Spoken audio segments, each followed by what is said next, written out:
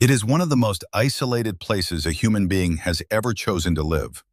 2,300 miles of open Pacific Ocean separated from South America.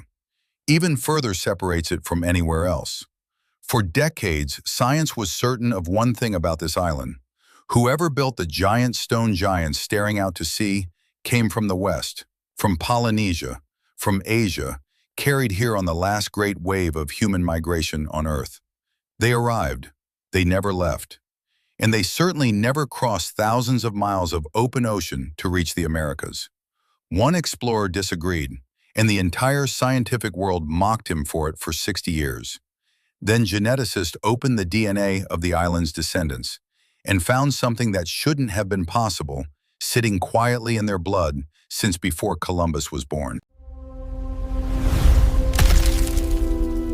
Rapa Nui, known to the rest of the world as Easter Island, is a 63-square-mile speck of volcanic rock sitting in the loneliest stretch of ocean on the planet. Today, a few thousand descendants of its original inhabitants still live there, alongside the same nearly 900 monumental stone figures, the moai, that their ancestors carved and raised centuries ago. Getting here by canoe, without instruments, without maps, across the largest ocean on Earth, is one of the single greatest navigational achievements in human history. Whoever did it first had to be extraordinary. The only question that remained was, which direction did they come from, and did they ever, impossibly, sail onward from here? The accepted history of Rapa Nui was, for most of the 20th century, settled and simple. Archaeology and linguistics agreed. Polynesian voyagers, part of the greatest wave of ocean migration in human history, reached the island around the year 1200, sailing east out of central Polynesia. Once here, the theory went, they were cut off, isolated, never in meaningful contact with the Americas, before or after. In 1947, a Norwegian explorer named Thor Heyerdahl challenged that story in the most dramatic way imaginable. He built a balsa wood raft called the Kon-Tiki and sailed it from Peru to Polynesia, trying to prove that the islands could have been settled from South America instead. His journey became a sensation. His theory became a punchline. For 60 years, mainstream anthropology treated the Kon-Tiki idea as romantic, disproven nonsense. Linguistic and archaeological evidence overwhelmingly supported a Polynesian, not South American, origin for the people of Rapa Nui. And that consensus hardened into something close to certainty. Nobody expected the final word on the matter to come from something Heyerdahl never had access to, the genome itself. In 2014, a team led by geneticist J. Victor Moreno-Mayar published a genome-wide study of the modern Rapa Nui population in the journal Current Biology. What they found should not have existed, according to 60 years of academic consensus. Buried in the DNA of today's Rapa Nui was a clear, unmistakable signature of Native American ancestry. And using statistical modeling of how DNA segments break down and shorten across generations, the team dated that genetic contact to somewhere between 1280 and 1495, centuries before the first European ship ever reached the island in 1722. Native American DNA, already present in Polynesian bloodlines before Columbus. The man mocked for 60 years hadn't been proven completely right.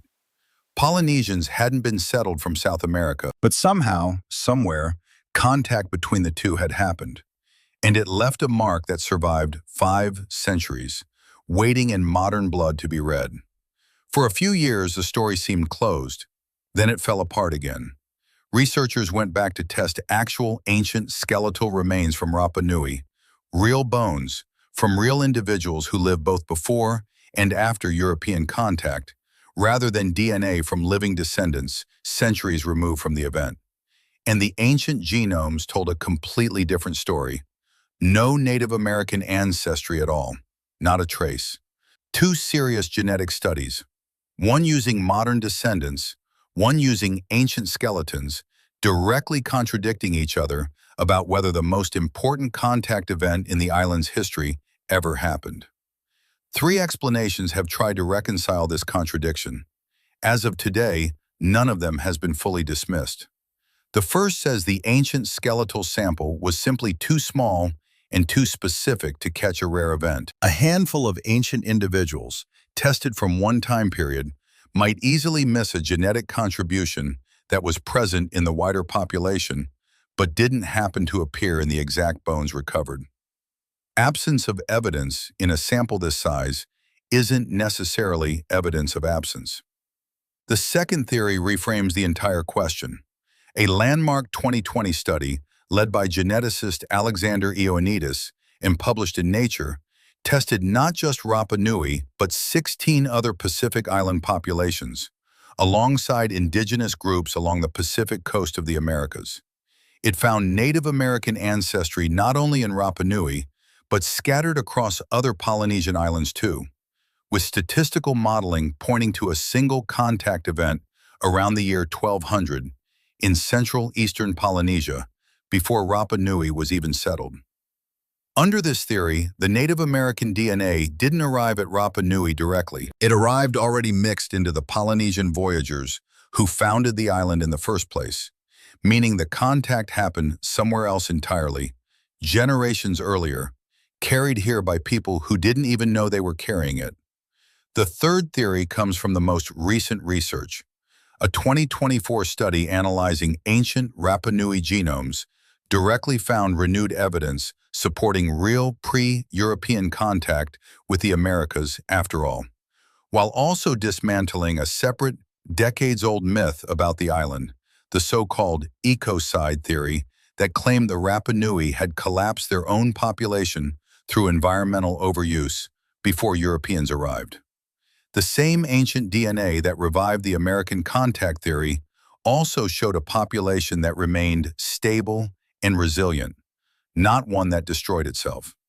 Heyerdahl was wrong about the direction. He was wrong about the mechanism. But on the one claim that mattered most, that these two wary touched before Europeans ever arrived, the blood may finally be proving him right. What makes the Rapa Nui case remarkable isn't just that DNA overturned a consensus. It's that the consensus wasn't lazy or unreasonable. It was built on genuinely strong linguistic and archaeological evidence, defended by serious scholars, for good reasons, for 60 years. And it was still incomplete. Not wrong about the main migration. Wrong about assuming that one well-supported story meant the whole story. Somewhere in the deep Pacific, centuries before anyone in Europe knew this ocean existed, two branches of humanity that had been separated for tens of thousands of years, briefly, quietly, met each other, and then let the ocean close back behind them. So did Polynesians really reach the Americas centuries before Columbus? The honest answer today leans toward yes. Not because one raft crossed the ocean in 1947, but because multiple independent genome studies across multiple islands keep finding the same signature pointing to the same rough place in time. Exactly how it happened, who sailed to whom, and how many times it occurred is still being pieced together, wave by wave, island by island. What's no longer credible is the version of the story that said it never happened at all. For 60 years, the safest, most reasonable scientific position was also, it turns out, an incomplete one. Not because anyone was careless, but because the ocean is very good at hiding exactly how far the people who crossed it were willing to go. Every isolated people this series has covered turns out to be less isolated than their own history believed. Rapa Nui may be the most isolated of them all, and even it wasn't isolated enough to keep the ocean's secret forever. A man was mocked for 60 years for believing an ocean couldn't keep two peoples apart forever. The blood is starting to agree with him. Subscribe to Blood in History. Next time, we go looking for a homeland that written history insists never existed at all.